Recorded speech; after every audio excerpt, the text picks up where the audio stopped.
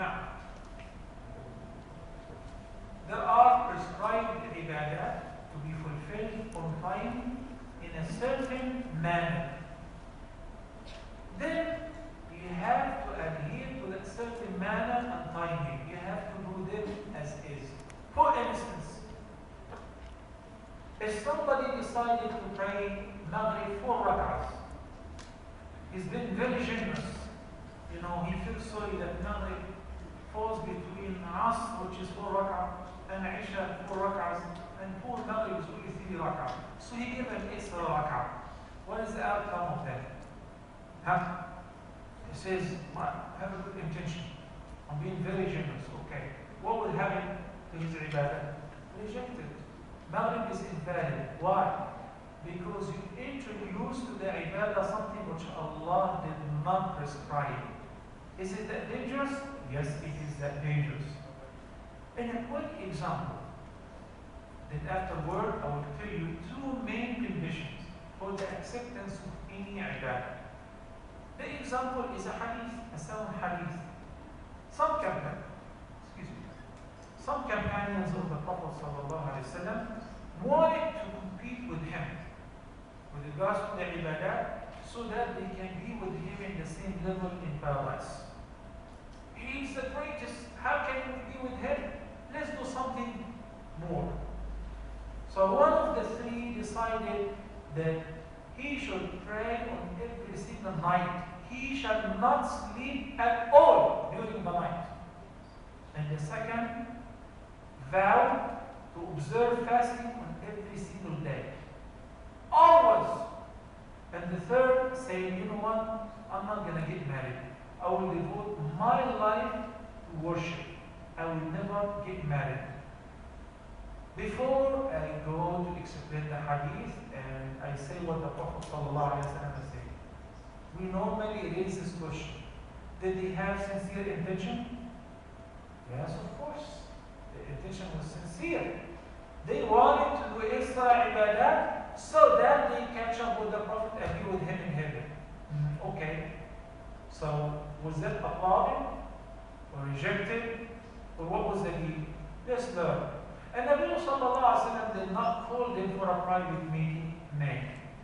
He rather gathered the whole ummah. He invited all the Medina for a speech. And he began by saying, by Allah, I fear Allah more than any of you. I love Allah more than any of you. I know about Allah more than any of you. Yet, I pray at night and I rest. I fast some days and I skip some other days. And I'm married. So whosoever turns away from my tradition does not belong to me. Whoever does not follow my sunnah, what is the opposite of sunnah? A term called bid'ah, an innovation. And the hadith Aisha radiallahu anha narrated that the Prophet sallallahu alayhi wa sallam said, whosoever innovates anything in the deen, as far as the answer portion, it will be rejected entirely. And he said, follow and do not innovate. You can be very creative and invent whatever in science, in math, in modern technology, in medicine. Be my guest. And when it comes to the deen, please. The deen has been completed before the death of Prophet Muhammad sallallahu alaihi wasallam. The ayah of Surah Al-Ma'idah, الْيَوْمَ أَكْمَلْتُ لَكُمْ دِينَكُمْ. There is no more room for suggestions. And guess what? That's why Islam is the only religion which is still maintained from the time of Prophet Muhammad until now, and it will remain so until the Day of Judgment or close to the Day of Judgment. Why? What happened in other religions? People changed to the point now they have totally different religions. Have nothing to do with the original faith or shara'i of the prophets. Why? Because if every person can invent something, and every person can suggest something, why not me? You think your sheikh is better than my sheikh? No, of course mine is better. And he's going to suggest something better, and so on and so forth. So every country and every locality and every masjid will have their own traditions, their own religions, and it will be a chaos.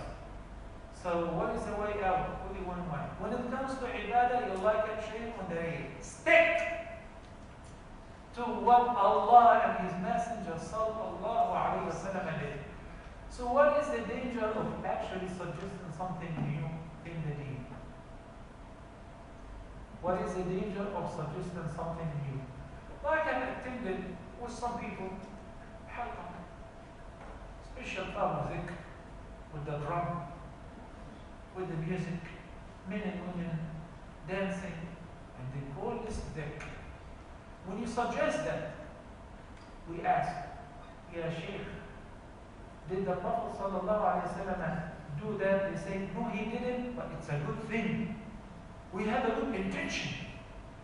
Come on! I just gave you the example. The Prophet ﷺ is saying, even though their intention, and they were companions, and their intention was very sincere, but I say it would be rejected. Why? When it comes to the prescribed ibadah, please, just stick to the text. Go by the book. So those who insist on doing something different than what the Prophet ﷺ did, actually are accusing the Prophet ﷺ with one of two things. Both of them are very dangerous. The first, well, the Prophet ﷺ did not really know about it. Oh, really? So the Prophet ﷺ did not know how good is this act, and you knew it? MashaAllah, you're better than the Prophet. Thank you so much. So he's suggesting that the Prophet ﷺ was unaware of his great suggestion. We ask, why didn't the Prophet ﷺ gather the companions and start and say, why didn't he do that? I see people doing that with the drum and all. Why didn't he do that? Well, maybe he didn't know about it. Okay. No, he knew about it. So why didn't he tell us? That's another even worse allegation. Because the Nabi sallallahu alayhi wa sallam is infallible and he's ma'soom and he should have delivered the amana. And he said, اليوم أكملت لكم دينكم وأتممت عليكم نعمتي. And after the third speech he said, Allahumma habban lam, Allahumma fashal. Oh Allah has delivered your message. Oh Allah, bear with it. So he delivered the message. Yes. Did he forget about this? No. He told us repeatedly, I did not, the hadith, the sound hadith, he said, I did not leave any good thing that can bring you closer to Allah and closer to Al-Jannah, but I have informed you about it and I asked you to do it. And I did not spare anything that could take you close to Allah or away from Allah, but I have told you about it and I warned you against it. End of story. Another very defeating argument, which is, Ya Habibi, the fara'id and the nawafil are many. There are many things that you can do. So if you spend the whole day just doing the sunnah, you will not have time to do anything extra. So my suggestion to those who may suggest or add something new in the deen and they say it's good, we like it, and Allah will love it, I say, what about this? Let's come to an agreement. Why don't we fulfill the fara'id and all the sunnah first, and if there is still a room for anything extra, we may think about it. Whenever somebody does something new in the deen, it replaces something original of it. Whenever somebody suggests something new in the religious practices as a mean of worship, it eliminates the sunnah. So follow and do not innovate. The conditions of the acceptance of any deed which is pretended to be ibadah are two. One is sincerity and the second is compliance. It has to have a reference either in the Quran or in the Sunnah. And please don't get upset with any person who may ask you, please, is there a reference to that? Did the Prophet ﷺ do it? I heard the speaker in America, and very famous and prominent speaker. He was saying that if you recite Surah Yasin 70 times, all your needs will be fulfilled.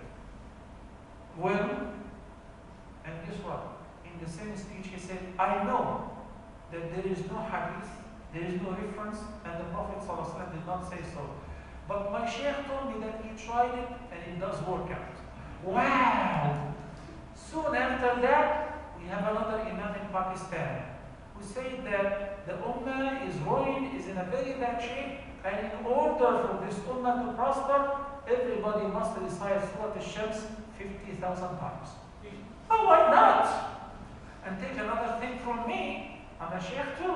Or do you think that your sheikh is the only sheikh? So how do you like that? Everyone suggest something. And I say, my sheikh tried it and it does work out. Please recite Surah Al-Fatiha 10 times after every prayer. Why? It's good. I know it's good to recite Surah Al-Fatiha. It's good to recite it 10 times and 1,000 times and 10,000 times. But when you mandate to recite it 10 times after every further prayer, that's a deen. That's a legislation. The typical example since I'm a pharmacologist is exactly when you go to the pharmacy, too many medications. What is the antibiotic section, doc, here? Too many antibiotics. Okay, give me this one. It looks better. Okay, how are you going to take it? The route of administration. How would you take it? It has to have a prescription. We don't go and say, give me this, and you take whatever you want. What happens if you empty the antibiotic bottle in your mouth and you take it all at once? Because you're a very sick man, let's get it over. What will happen? Huh? Oh, nobody does that because you're not insane. But everybody is suggesting the deen because we all think that we know better. But whoever knows better is the one who sticks to the text, who adheres to قال الله وقال رسول الله صلى الله عليه وسلم.